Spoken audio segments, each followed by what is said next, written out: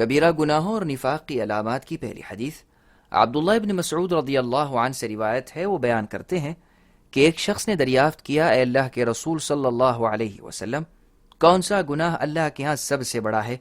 آپ نے فرمایا، تم کسی کو اللہ کا شریک ٹھہراؤ حالانکہ اللہ تعالیٰ تمہارے خالق یعنی پیدا کرنے والے ہیں۔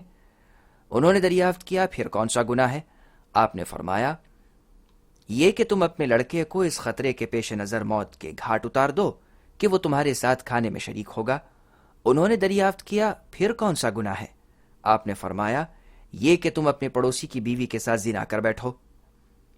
اللہ تعالیٰ نے اس کی تصدیق یعنی سچائی کے لیے یہ آیت نازل کر دی ہے،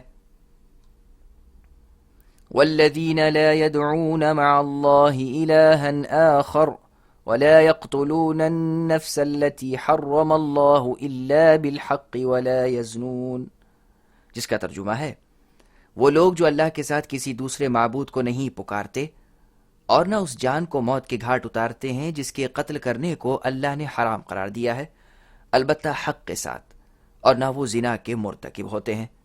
اس حدیث کو بخاری اور مسلم نے روایت کیا ہے۔